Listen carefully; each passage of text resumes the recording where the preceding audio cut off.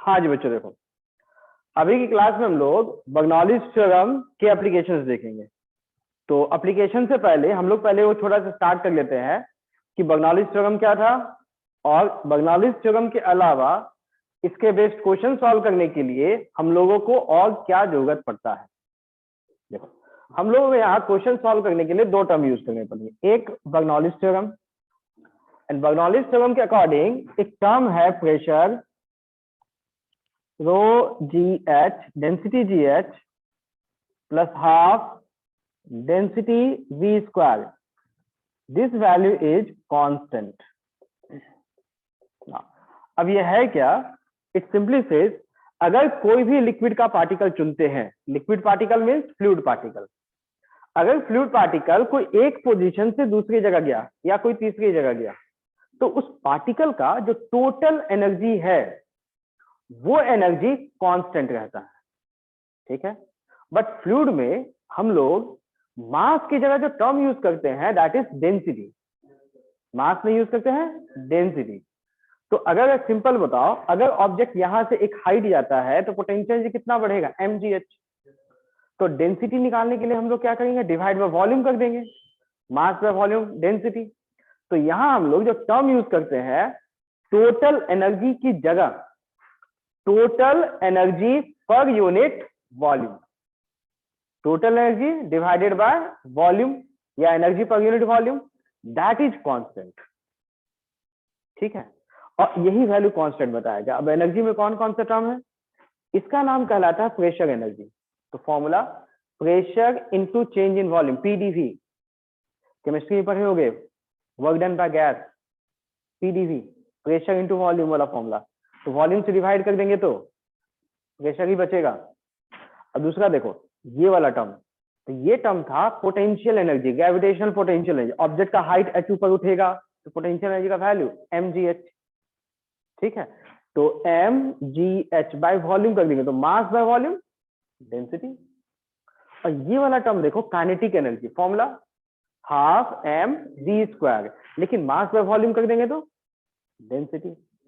तो टर्म कौन कौन सा है, kinetic energy per unit volume, gravitational potential energy mgh per unit volume, pressure energy per unit volume. इन तीनों एनर्जी का सम एक कांस्टेंट होता है। स्टेटमेंट सिंपल, स्टेटमेंट में कोई कंफ्यूजन नहीं। तो इसमें हम लोग अप्लाई करने के लिए करना क्या होगा कि फ्लूइड पार्टिकल का एक जगह से दूसरी जगह जब जाता है तो दोनों जगह पे ये तीन वैल्यू 1 बनाएंगे, एक 2 बनाएंगे, तो पॉइंट 1 पे तीनों वैल्यू, पॉइंट 2 पे तीनों वैल्यू, कोई थर्ड पोजीशन गया तो थर्ड पोजीशन में भी तीनों वैल्यू इक्वल बना देना है। 1 वाला वैल्यू इक्वल टू 2 वाला वैल्यू इक्वल टू 3 वाला वैल्यू, तीनों वैल्यू। तो इस तरह से बर्नौलीज थ्योरम अप्लाई होता है, ठीक है ना। एक दूसरा हम लोग यहाँ यूज करते हैं which is called equation of continuity. देखो तो इक्वेशन ऑफ कंटिन्यूटी का क्या कहता है कि जब भी कोई ट्यूब से या कोई पाइप से लिक्विड अंदर आएगा तो लिक्विड बाहर भी जाएगा। तो ये बताता है कि जितना वॉल्यूम 1 सेकंड में ट्यूब के अंदर आया उतना ही वॉल्यूम 1 सेकंड में ट्यूब के बाहर जाएगा। तो इसको हम लोग डायग्राम वाइज कुछ ऐसा दिखाते हैं कि देखो एक बड़ा ओपनिंग है, इसका एरिया कैपिटल ए, लिक्विड गया V1 से A1 से, इसका एरिया बदल गया A2, यहां से लिक्विड गया V2। अब बताओ rate of change of volume with respect to time, मतलब 1 सेकंड में जो भी वॉल्यूम अंदर आया तो अंदर आने वाले वॉल्यूम का फॉर्मूला होता है एरिया इनटू वेलोसिटी। तो अंदर वाले का A1 V1 है तो A1 V1, और उतना ही वॉल्यूम बाहर भी जाएगा that is A2 V2। This one is the equation of continuity. तो जो भी क्वेश्चंस होगा हम लोग को एक बर्नौलीज थ्योरम अप्लाई करना होता है और दूसरा एक इक्वेशन ऑफ कंटिन्यूटी, ठीक है। अब अप्लाई करना सीखते हैं। देखो पहला सिचुएशन बता गए हैं और सॉल्व करना सिखा गए। एक ट्यूब, इस कंटेनर में एक लिक्विड है, लिक्विड का डेंसिटी गिवन है, लिक्विड का हाइट गिवन है h। अब यहाँ पे क्या हुआ, एक होल किया गया, इस होल का नाम बताया गया ऑरिफिस। तो ऑरिफिस कहने का मतलब है कि होल का साइज बहुत छोटा है, ठीक है। तो होल का साइज बहुत छोटा है तो लिक्विड तो बाहर निकलेगा, उसका एक वेलोसिटी भी होगा। Suppose this velocity you have to calculate, ठीक है। अब यहाँ पे कैसे सॉल्व करना होगा वो ढूंढते हैं, ठीक। तो सबसे पहले आपको ढूंढना पड़ेगा इस ऑरिफिस कहने का मीनिंग क्या है। ऑरिफिस कहने का मतलब क्या है कि एक बहुत छोटा पिन टाइप का होल, मतलब एक ट्यूब है या बकेट बाल्टी मान लो आपके पास है, उस बकेट में क्या किया, सुई से नीडल लेके एक छोटा सा होल बना दिए, नीडल लेके एक छोटा सा होल बना दिए, साइज तो बहुत छोटा होगा नहीं होल का, उसका नाम कहेंगे ऑरिफिस। नाम समझ में आ गया। अब यहां से जो लिक्विड निकलेगा उसका एक वेलोसिटी भी होगा, तो उस वेलोसिटी का वैल्यू निकालना है, ठीक। तो यहाँ पे अगर हम लोग थोड़ा सा एनालाइज करते हैं कि अगर यहाँ से लिक्विड निकलेगा तो ये लेवल वही होगा या नीचे जाएगा, ऑब्वियसली नीचे जाएगा। तो यहाँ पे हम लोग को एक फंडा सोचना चाहिए होगा, गिवन इतना ही है, तो आपको सोचना क्या पड़ेगा कि इसका एरिया मान लो A1 होता, इस लिक्विड जो नीचे जाएगा इसका वेलोसिटी 0। अब इसका एरिया कुछ मान लो A2 होता, जो गिवन नहीं है, ब्लू पेन वाला गिवन नहीं है डाटा, V होता, ठीक है। अब लॉजिक क्या कहता है कि जो भी लिक्विड यहां से नीचे आया 1 सेकंड में, वही लिक्विड का वॉल्यूम 1 सेकंड में बाहर निकलेगा। तो इक्वेशन क्या होना चाहिए, इक्वेशन ऑफ कंटिन्यूटी के हिसाब से A1 V1 should be equal to A2 V, इसका नाम V2 नहीं V है, होना तो ये चाहिए था। लेकिन ऑरिफिस होने का मतलब होल बहुत ही छोटा है। अब याद करो थोड़ा सा, अगर आप सुई का यूज करते हो, नीडल यूज करते हो, होल बना देते हो, तो इसका हाइट सडनली नीचे आएगा, एक्सट्रीमली स्लोली आएगा, एक्सट्रीमली स्लो, मतलब ये V1 का वैल्यू लगभग 0। तो हम लोग चाहे तो इसको यूज करके सॉल्व कर सकते हैं, या ऑरिफिस है तो डायरेक्ट कंक्लूजन निकाल सकते हैं V1 हैज टू बी 0, ठीक है। चलो अब अपना मेन काम क्या था, V निकालना था। तो इक्वेशन ऑफ कंटिन्यूटी की जरूरत पड़ेगी क्या, इक्वेशन ऑफ कंटिन्यूटी कब जरूरत पड़ता, जब इसका भी वेलोसिटी होता, ये वेलोसिटी भी निकालना पड़ता। तो ऐसा इक्वेशन हम यूज करते, लेकिन यहाँ पे इसका वेलोसिटी 0 है, तो ये वेलोसिटी 0 है तो इससे कोई मतलब ही नहीं है, अपने को बस इससे वेलोसिटी से मतलब है। That means equation of continuity लगाने की यहाँ जरूरत नहीं है। Only thing you have to use is this Bernoulli's theorem, ठीक है। तो बर्नौलीज थ्योरम अप्लाई करने के लिए मैंने कहा था कि आपको 2 पॉइंट सिलेक्ट करना पड़ेगा, ठीक है। अब 2 पॉइंट कौन से सिलेक्ट करने पड़ेंगे, उसके लिए थोड़ा सा दिमाग लगाना पड़ेगा। दिमाग कहने का मतलब है कि आपको क्या निकालना है और कौन सा वैल्यू गिवन है, आपको बस वो समझना पड़ेगा, ठीक है। तो समझते हैं, हम लोग को ये वेलोसिटी निकालना है, ठीक है। अब इस फॉर्मूला में हाइट h तो इसका गिवन है, हाइट दिया हुआ है, डेंसिटी भी गिवन है, P stands for pressure, pressure अलग अलग पॉइंट पे। तो बताओ आप यहाँ पे एटमॉस्फेयर है तो P नॉट बता सकते हो, इधर भी एटमॉस्फेयर है तो P नॉट बता सकते हो। तो आपको वैसे 2 पॉइंट सिलेक्ट करने पड़ेंगे जिसका प्रेशर आपको पता हो, then only you can use. तो कौन से पॉइंट पता है, एटमॉस्फेयर, तो ढूंढो।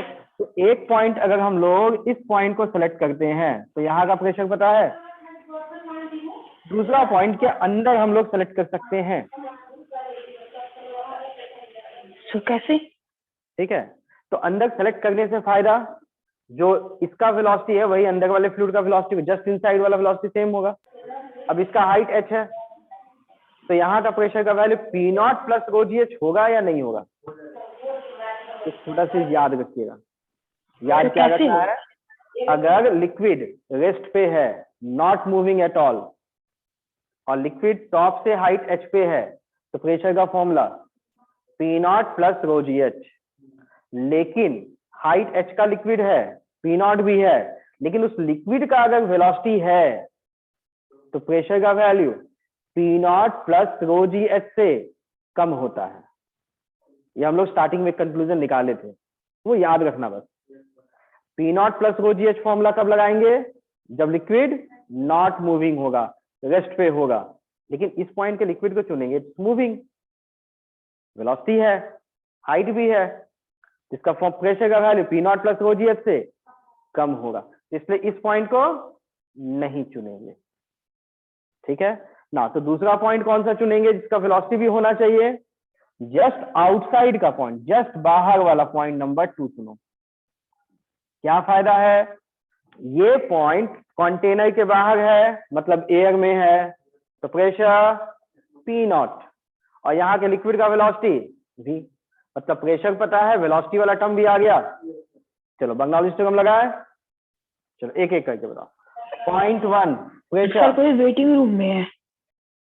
पी नॉट, देखो पॉइंट 1, ठीक है, तो पॉइंट 1 में प्रेशर का वैल्यू पी नॉट, ये हो गया। अगला term density g H, that's potential energy. तो पोटेंशियल एनर्जी के लिए एक लेवल चुनना पड़ता है, उस लेवल में पोटेंशियल एनर्जी 0, ऊपर जाएंगे तो प्लस एम जी एच, नीचे जाएंगे तो माइनस एम जी एच। तो आपको एक लेवल चुनना पड़ेगा, इसको लेवल 0 बनाओ पोटेंशियल एनर्जी, या इसको लेवल 0 बनाना है, कोई भी एक चुन सकते हो। ठीक है, तो नीचे वाले को 0 बनाते हैं, तो 1 वाले का हाइट h है, तो 1 वाले का पोटेंशियल एनर्जी प्लस में आएगा, प्लस रो जी एच। ये समझ में आया? चलो तीसरा टर्म काइनेटिक एनर्जी, वेलोसिटी। बताओ इस पॉइंट का वेलोसिटी कितना होगा? 0, तो उसको लेना नहीं है, प्लस 0 ना। सेकेंड पॉइंट प्रेशर का वैल्यू एटमॉस्फेयर में है पी नॉट। दूसरा टर्म रो जी एच, पोटेंशियल एनर्जी, तो इस लेवल को 0 माने थे आप, तो पोटेंशियल एनर्जी इस लेवल का 0। चलो नेक्स्ट टर्म काइनेटिक एनर्जी, तो वेलोसिटी तो v है, तो काइनेटिक एनर्जी आएगा हाफ डेंसिटी v स्क्वायर। तो यहाँ पे पी नॉट कैंसिल, तो मिलेगा rho g h is equal to half density v square. Density will cancel, two multiply, तो फाइनली v का value square root of 2gh। समझ में आया? Yes sir. और इस वेलोसिटी का एक नाम भी कहलाता है, it's called velocity of E flux. E flux. बताइए वैल्यू में कोई कंफ्यूजन? No sir. चलो ऐसा ही क्वेश्चन लास्ट क्लास में भी किए थे, संडे में भी हम लोग किए थे। ये सेकंड एकदम सेम क्वेश्चन, इसको सॉल्व करके आप लोग मुझे बताओगे आंसर।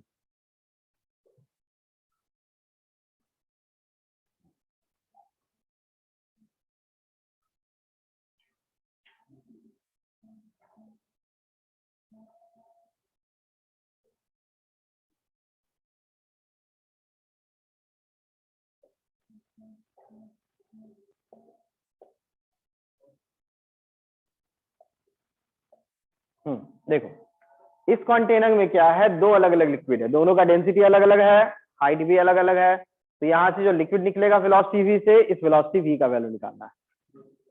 ठीक है, तो क्या पहले वाला क्वेश्चन देख के बताओ, क्या इक्वेशन ऑफ कंटिन्यूटी लगाना पड़ेगा? No sir. नहीं ना, इसका वेलोसिटी टॉप पॉइंट का 0 होगा। और सेकंड मुझे ये बताओ कौन से दो पॉइंट चुनेंगे जिसका यूज करते हुए हम लोग को सॉल्व करना पड़ेगा? कौन सा दो पॉइंट सिलेक्ट करना चाहिए? 1 और 2 कौन से दो पॉइंट होने चाहिए? एक ऊपर का पॉइंट होगा, एटमॉस्फेयर है। दूसरा पॉइंट कौन सा? Just outside. Yes sir, container. बिल्कुल सही। चलो अप्लाई कीजिए बंगाली हिस्टोग्राम और सॉल्व करके आंसर निकालिए।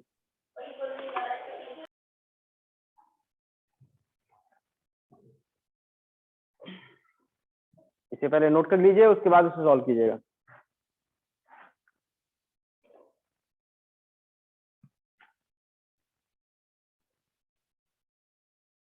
थोड़ा भी कंफ्यूजन है बच्चों तो पूछते भी जाओ।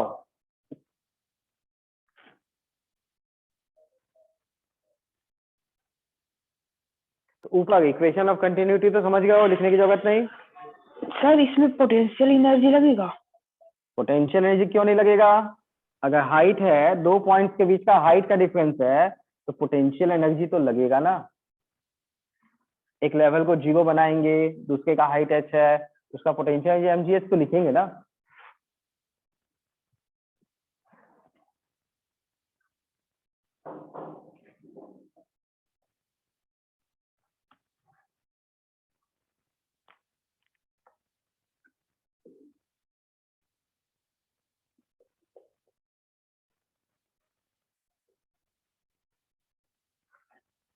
Sir velocity is 2√3g। Check करते हैं, सब लोग एक बार ट्राई कर लिए?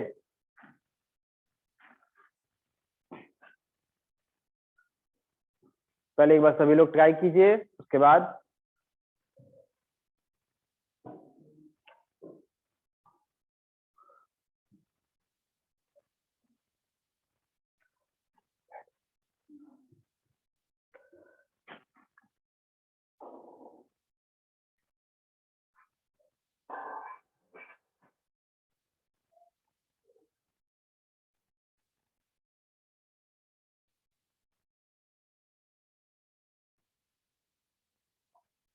चलो चेक किया जाए। Yes sir. चलो 1 बाय 1। पहले बताओ पॉइंट 1 पे प्रेशर का वैल्यू P0। चलो सेकंड टर्म पोटेंशियल एनर्जी के लिए 0 लेवल मानना पड़ेगा, तो इसी को पोटेंशियल एनर्जी 0 मानते हैं। चलो तो इसके लिए ढूंढना पड़ेगा, तो यहाँ देखो 2 लिक्विड है, तो दोनों का पोटेंशियल एनर्जी लिखना पड़ेगा। बताओ इसके लिए हाइट 4h, तो पोटेंशियल एनर्जी डेंसिटी इसका 3p4gh। Height 4h। अब इसका पोटेंशियल एनर्जी डेंसिटी g इसका हाइट 2h। ये दोनों टर्म समझ में आया? Yes sir. प्रेशर हो गया, दूसरा पोटेंशियल एनर्जी होगा, and third one kinetic energy, velocity 0। बढ़िया। लास्ट सेकंड टर्म पॉइंट 2 पे प्रेशर का वैल्यू P0। बिल्कुल। नेक्स्ट टर्म पोटेंशियल एनर्जी, तो इसको तो 0 माने थे, 0 plus kinetic energy half density, वो डालना पड़ेगा या कुछ और डालना पड़ेगा? काइनेटिक एनर्जी किसका निकाल रहे हैं? तो लिक्विड बाहर जाएगा, तो बाहर जाने वाले लिक्विड का डेंसिटी रो है या 3 को, तो ये डेंसिटी लेना पड़ेगा ना। समझ में आया? Yes sir. यहाँ बाहर निकलने वाला ये लिक्विड है, तो डेंसिटी भी इसी का लेना पड़ेगा, इनटू वेलोसिटी स्क्वायर। अभी के लिए बेटा माइक ऑफ रखेंगे, माइक ऑफ रखिए। अभी तो ये लिक्विड निकला ना, तो ये जो लिक्विड निकलेगा उसका डेंसिटी लेंगे, बाद में जब बदल गया तो हाइट भी तो बदल जाएगा। तो अभी के लिए वेलोसिटी, थोड़े टाइम बाद हाइट बदला तो नया हाइट के अकॉर्डिंग नया वेलोसिटी, बस उस समय, मतलब जब ये हाइट 4h था, ये हाइट 2h था, उस समय वेलोसिटी क्या है। ऑब्वियसली हाइट बदलेगा तो वैल्यू भी तो बदल जाएगा। चलो अब सिंप्लीफाई करना है, P0 वाला टर्म कैंसिल, तो 3 into 2 12 प्लस 2 14 density GH is equal to right side में half 3 times density V square, तो डेंसिटी विल कैंसिल आउट, तो यहां से V स्क्वायर का वैल्यू, तो 14 into 2 28 डिवाइडेड बाय 3 GH, और V स्क्वायर है तो V के लिए हाँ सिंप्लीफाई तो कर ही सकते हैं। ठीक है, 2 गुड 7 तो आ ही जाएगा, बट मेथड समझ में आ गया कि नहीं? चलो अब छोटा सा आपको पुराना कॉन्सेप्ट एक छोटा सा याद दिलाते हैं, इसमें कोई दिक्कत नहीं ना?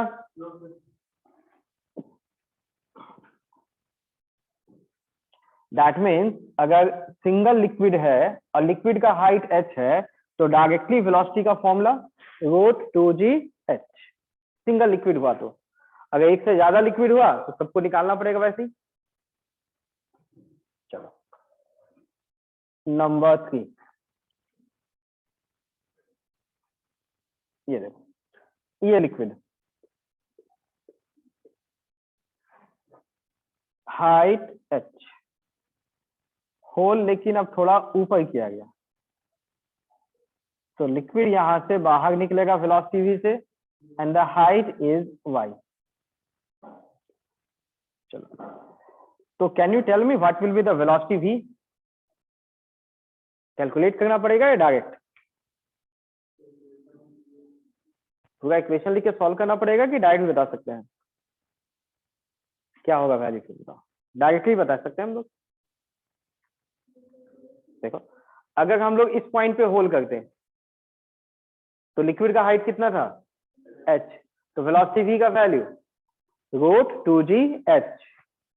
अब यहां होल किए हैं तो इसके ऊपर लिक्विड का हाइट क्या है y, तो वेलोसिटी v का वैल्यू √2gy। ये समझ में आ रहा है या नहीं?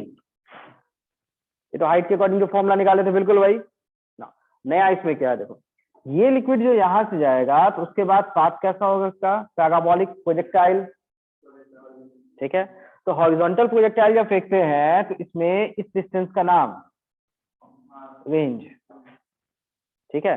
इसमें दो चीजें पूछी जाती है इस डायग्राम को बना के, दो चीजें। पहला फाइंड रेंज,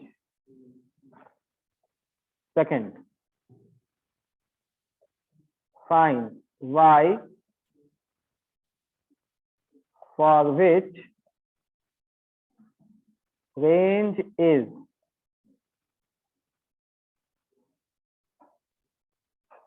maximum। पहले क्वेश्चन नोट कीजिए आप, पहले क्वेश्चन नोट कीजिए।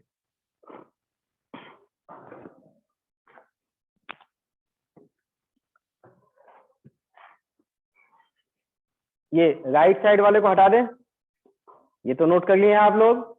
Yes sir.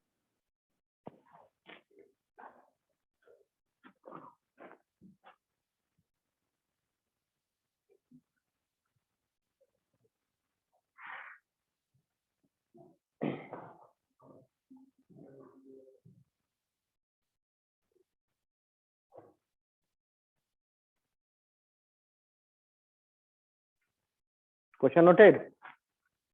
चलिए नोट कीजिए क्वेश्चन। अब प्रोजेक्टाइल का जो कॉन्सेप्ट इन्वॉल्व होगा पहले वो कॉन्सेप्ट याद दिला देंगे ताकि थोड़ा मोड़ा पहले वाले टॉपिक भी रिवाइज हो जाए।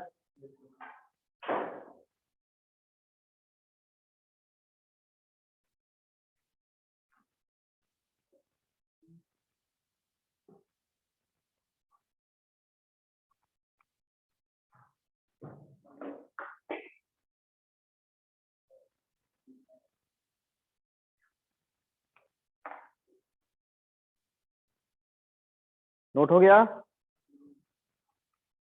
Yes sir. चलो देखो कैसे अप्लाई करना। तो यहाँ पे बच्चों हम लोग को कैलकुलेट करना है रेंज। तो रेंज बेसिकली है क्या, डिस्प्लेसमेंट। कौन से एक्सिस में? X axis.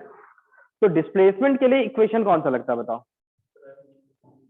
S equal to ut plus half a t square. बिल्कुल वही फंडा लगाओ, ठीक है।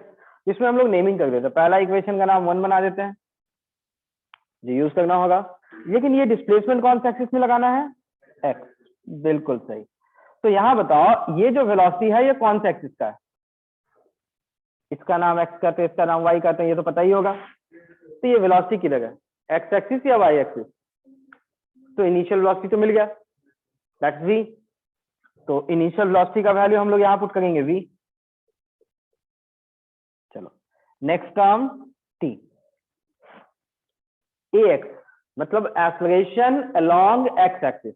बताओ जब ये हवा में होगा तो mg फोर्स कहाँ नीचे, x एक्सिस में कोई फोर्स, तो x में जब कोई फोर्स नहीं तो एक्सेलरेशन का वैल्यू भी, दैट मीन्स x वाला जो डिस्टेंस है उसका नाम रेंज। तो रेंज के लिए तो ये फॉर्मूला हो गया vt। v का वैल्यू तो पता ही है, टाइम पता होगा तब तो रेंज निकलेगा। तो टाइम निकालना है, ठीक है। तो टाइम निकालने के लिए एक्स्ट्रा और इंफॉर्मेशन क्या है, देखो आपको h दिया है, y दिया है, तो जरा लॉजिक लगाओ, मुझे बताओ क्या ये हाइट हम लोग बता सकते हैं? Yes sir, h minus y. बिल्कुल सही, h माइनस वाई। तो बताओ ये जो हाइट बताया गया है ये डिस्प्लेसमेंट ही तो है, कौन से एक्सिस में, कौन से इक्वेशन लगेगा डिस्प्लेसमेंट के लिए? बिल्कुल s equal to u t plus, तो यहाँ अप्लाई करते हैं s equal u t plus half a t square but the axis y। बिल्कुल, चलो वैल्यू पुट करें, तो डिस्प्लेसमेंट का वैल्यू h माइनस वाई। चलो अब थोड़ा सा ध्यान दो, अब बताओ ये वेलोसिटी कौन से एक्सिस में है, x या y? x में। तो y के अलोंग कोई वेलोसिटी है वर्टिकल लाइन के अलोंग? तो इनिशियल वेलोसिटी y का 0, तो पहला टर्म 0, दूसरा टर्म हाफ। y एक्सिस में फोर्स कोई लगेगा mg, एक्सेलरेशन का value g g. Time t square. Yes यहाँ से तो टाइम निकाल सकते हैं हम लोग।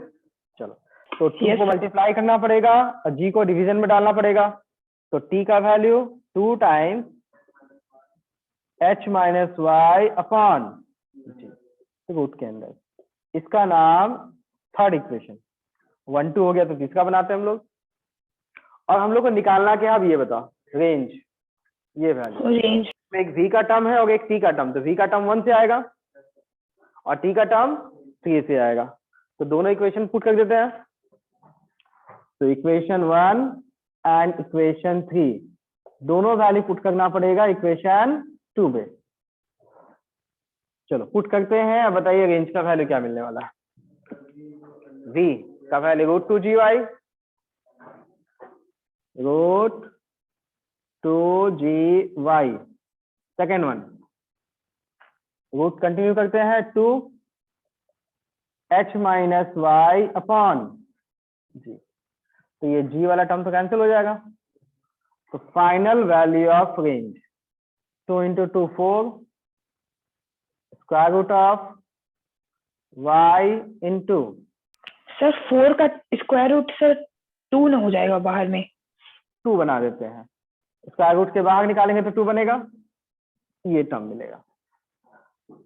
तो बताओ वैल्यू निकालना समझ में आ रहा है? चलो and the last thing, y का वैल्यू क्या होना चाहिए रेंज मैक्सिमम?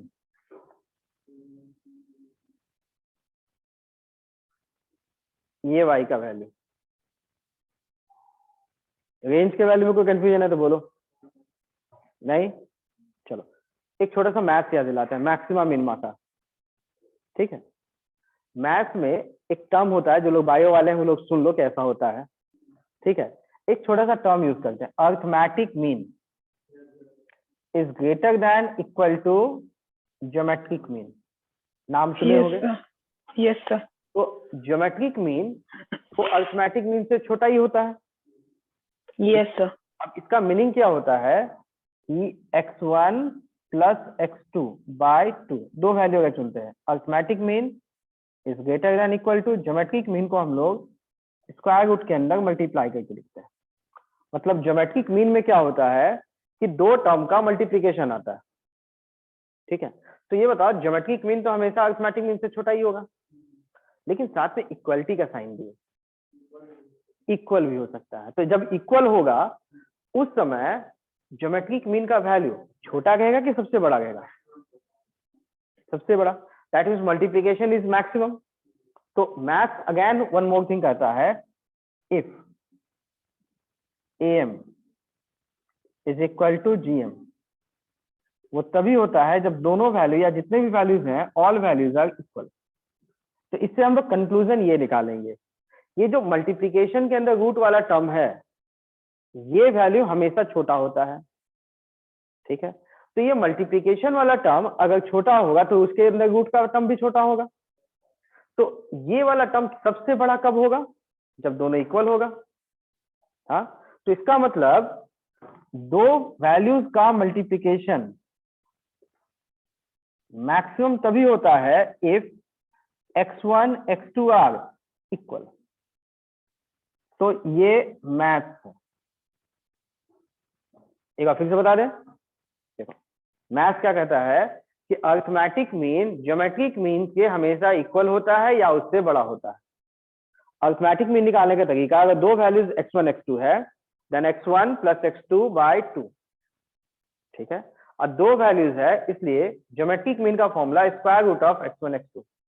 अगर तीन वैल्यू होता तो x1 plus x2 plus x3 bye 3, अब तीन वैल्यू होता तो cube root of x1 x2 x3। Math थोड़ा समझ में आया? नाउ अब ये मल्टीप्लीकेशन का वैल्यू तो हमेशा छोटा ही होगा, एक स्पेशल केस में ये वैल्यू इसके इक्वल आ जाता है, तो जब ये इक्वल आएगा तो मल्टीप्लीकेशन का वैल्यू बड़ा भी होगा, सबसे बड़ा वैल्यू। Yes sir. तो मल्टीप्लीकेशन का वैल्यू सबसे बड़ा होगा जब arithmetic mean geometric mean equal हो, और ये वैल्यू इक्वल तभी आता है जब जितने भी वैल्यूज हैं यहाँ पे all values are equal, all values are equal. तो मल्टीप्लीकेशन का वैल्यू सबसे बड़ा कब? जब all values are equal. Multiplication में जो जो वैल्यू है सारे value equal, and that the math. Math clear? चलो अब फिजिक्स पे आते वापस। हम लोग को ये रेंज बताया गया, तो यहाँ देखो रूट के अंदर 2 का मल्टीप्लीकेशन है और आपसे पूछा गया find y for which range is maximum. तो बताओ, तो ये मल्टीप्लीकेशन सबसे बड़ा कब होगा? जब दोनों इक्वल होगा। बिल्कुल सही। तो कंक्लूजन निकाल लें, for maximum range that means y should be equal to h minus y, और y का वैल्यू बताओ कितना आएगा?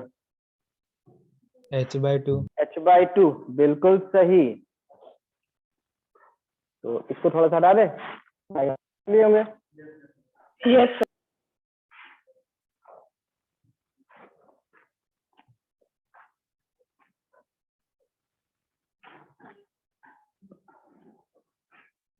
तो यहां से सॉल्व करके हम लोगों को मिलेगा, इससे पहले अलग कर देते हैं, y equals h/2। That means, ये रिजल्ट याद रखना पड़ेगा आपको, दैट इज रेंज सबसे बड़ा तभी होता है जब होल कहाँ हो? एग्जैक्ट मिड पॉइंट पे। देखो, तो हम लोग इस डायग्राम से याद करने का एक तरीका भी सोच लेते हैं। दिस हाइट इज h, यहां तक लिक्विड भर दिए, ठीक है, और दिस वन को बनाते एकदम मिड पॉइंट, तो रेंज का वैल्यू ऐसे होगा आर मैक्स, ठीक है। लेकिन अगर मान लो आप थोड़ा ऊपर पे एक होल बनाते हैं, तो यहां से भी तो लिक्विड जाएगा, बट रेंज मैक्सिमम नहीं होगा, तो ये लिक्विड जो निकलेगा यहां गिरेगा, ठीक है। चलो अब थोड़ा सा और मेहनत करते हैं। इस हाइट का नाम अगर आप x बनाते हैं और सेम हाइट x आप नीचे लेते हैं, तो दोनों के लिए रेंज का वैल्यू सेम होगा या नहीं? देख लो, यहां 2 टर्म का मल्टीप्लीकेशन है ना, तो अगर y के जगह h माइनस वाई बना दो और h माइनस वाई के जगह y बना दो, तो मल्टीप्लीकेशन के वैल्यू पे कोई अंतर नहीं पड़ेगा। तो मिड पॉइंट से आप जितना हाइट ऊपर लेके जाएंगे उतना ही हाइट नीचे ले जाते हैं, तो दोनों के लिए रेंज का वैल्यू सेम। और रेंज मैक्सिमम कब होगा? जब ये मिड पॉइंट होगा। मिड पॉइंट बोले तो ये हाइट h/2, और ये रिजल्ट आपको याद रखना है क्योंकि इस पे डायरेक्ट क्वेश्चन आता है, ठीक है। तो पहले इसको नोट कर लीजिए।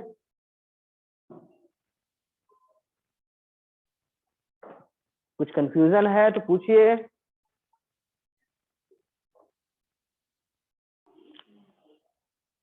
देखिए, इस पे बेस्ड एक छोटा सा क्वेश्चन,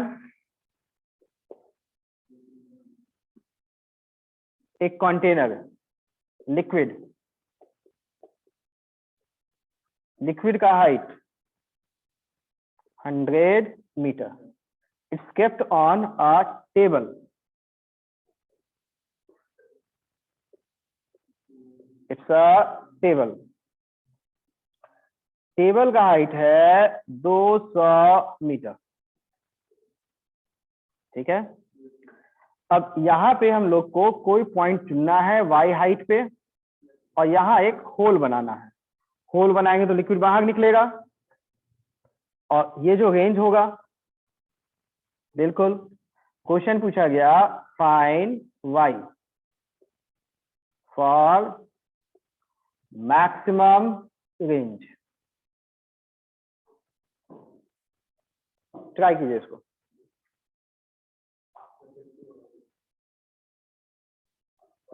y का वैल्यू 50, बिल्कुल नहीं, बिल्कुल नहीं। हाइट h था, तो कितने हाइट पे लिक्विड छोड़ना था? ठीक है, मिड पॉइंट था। चलो अब यहां बताओ क्या होगा।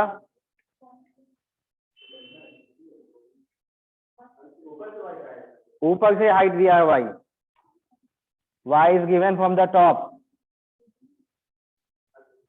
y का वैल्यू क्या होना चाहिए? Mid point. 50 नहीं होगा, बिल्कुल नहीं, 50 का तो कोई चांस ही नहीं है। कुछ और सोचो। 150, टोटल हाइट 300/2। लेकिन थोड़ा सा लॉजिक लगाओ, 100 मीटर तक पानी है और 150 पे मतलब टेबल आ जाएगा। अब नोबेल प्राइज जीतना है तो फिर निकाल दो टेबल से पानी। टेबल से तो पानी निकलेगा नहीं, तो 150 तो पॉसिबल नहीं है, कुछ और करना पड़ेगा।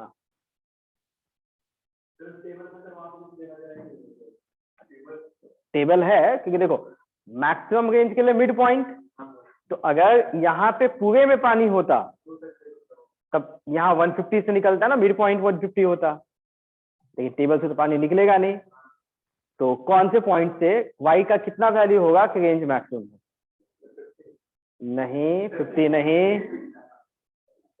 चलो ऐसा देखो, चलो देखो लॉजिक सुनो, यहाँ मिड पॉइंट से तो निकलना चाहिए था, तो मैक्सिमम रेंज होता। मिड पॉइंट तो पॉसिबल नहीं है, तो लिक्विड ऊपर जाएंगे तो यहाँ से निकल सकता है। चलो, तो यहाँ से जब निकलेगा तो एक रेंज होगा, ऑब्वियसली 100 के लिए तो एक रेंज होगा, ठीक है। और ये 100 पॉइंट मिड पॉइंट पे है या ऊपर है? ऊपर, ऊपर ना। चलो, तो अगर हम लोग दूसरा पॉइंट चुनते हैं, ये तो और भी ऊपर है, तो रेंज का वैल्यू इसके इक्वल या इससे भी कम? उससे भी कम। और ऊपर जाएंगे तो और भी कम, और भी कम। तो सबसे बड़ा रेंज कहाँ के लिए मिला? इस पॉइंट के लिए ना, bottom. Bottom in y equal to 100।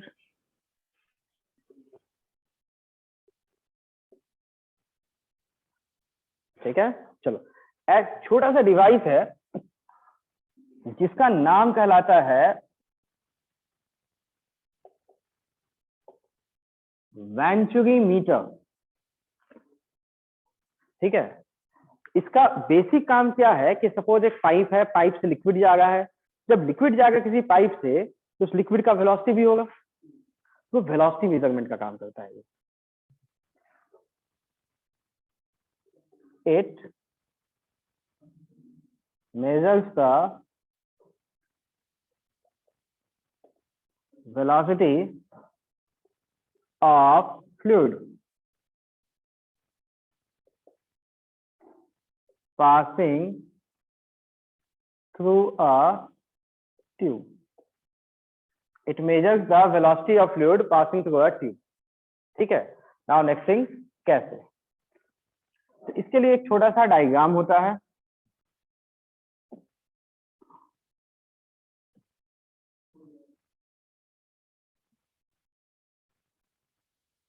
ऐसा डायग्राम, ठीक है। और इस डायग्राम में क्या करते हैं, एक ऊपर में ट्यूब बनाते हैं, यहां भी एक ट्यूब बनाते हैं। इसका एरिया A1, लिक्विड का velocity V1, this area A2, liquid का वेलोसिटी V2।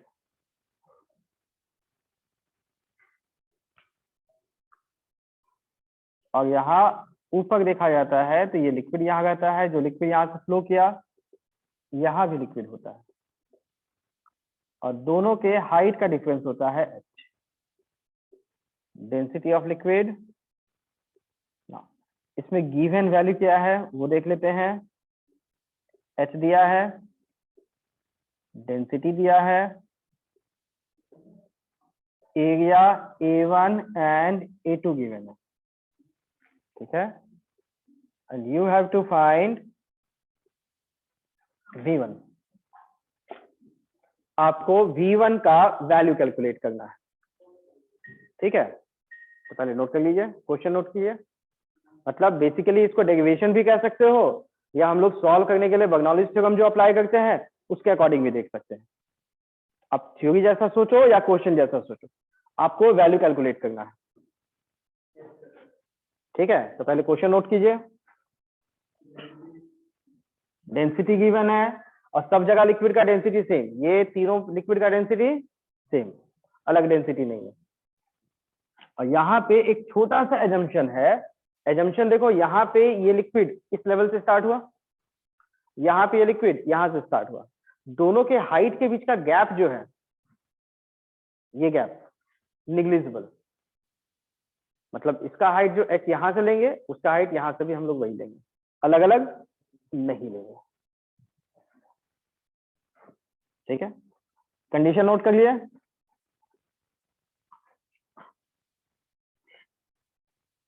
चलो, और सॉल्व करने के लिए अपने पास क्या क्या रिक्वायरमेंट क्या क्या है बताओ। एक बर्नौलीज थ्योरम पता है अपने को, और दूसरा इक्वेशन ऑफ कंटिन्यूटी। चलो नोटेड। चलो अब सॉल्व करना स्टार्ट करते हैं। चलो यहाँ बताओ, अपने को V2 पता है क्या? तो दो वेलोसिटी है, दोनों अननोन, और दोनों का एरिया गिवन है, तो इक्वेशन ऑफ कंटिन्यूटी लगेगा या नहीं लगेगा? वेलोसिटी के बीच रिलेट करना पड़ेगा ना, तो रिलेट करना है तो इक्वेशन ऑफ कंटिन्यूटी। तो 1 सेकंड में जो भी वॉल्यूम अंदर आया और वही वॉल्यूम 1 सेकंड में यहां से बाहर निकला, तो इक्वेशन ऑफ कंटिन्यूटी लगेगा। तो इक्वेशन ऑफ कंटिन्यूटी क्या है इसके लिए? A1 V1 should be equal to A2 V2। अब हम लोग को कैलकुलेट क्या करना है? V1, V2 तो नहीं चाहिए, तो यहां से आप V2 का वैल्यू निकाल लीजिए, that is A1 by A2 into V1। Equation clear? चलो सेकेंड थिंग, बर्नौलीज थ्योरम, ठीक है। तो बर्नौलीज थ्योरम में आपको निकालना कौन सा टर्म है? वेलोसिटी। अब इस पूरे इक्वेशन को एक बार ध्यान से देखो, वेलोसिटी निकालना है, तो वेलोसिटी तो आप तभी निकाल सकते हैं जब प्रेशर पता हो। अब प्रेशर का वैल्यू किसी लिक्विड का हम लोग कब बता सकते हैं? जब लिक्विड मूव कर रहा है या लिक्विड रेस्ट पे। तो कौन सा पॉइंट चुनना चाहिए? जहां लिक्विड रेस्ट पे मिलेगा, लेकिन साथ में वेलोसिटी वाला टर्म भी आना चाहिए ना। कौन सा पॉइंट? मतलब अपना रिक्वायरमेंट दो है, हम लोगों को प्रेशर चाहिए, तो प्रेशर तभी बता सकते हैं जो लिक्विड मूव नहीं किया उसके लिए, हाइट के अकॉर्डिंग। हाइट के अकॉर्डिंग तो ये है, तो ये लिक्विड तो मूव नहीं किया, नीचे वाला लिक्विड मूव किया, तो इसी में कोई पॉइंट सेलेक्ट करना है। और साथ में एक और रिक्वायरमेंट है, V1 भी तो आना चाहिए। अपने को वैसा पॉइंट भी चाहिए जिसमें लिक्विड रेस्ट भी मिल जाए और लिक्विड का मोशन भी हो जाए। कॉन्ट्राडिक्शन जैसा होगा।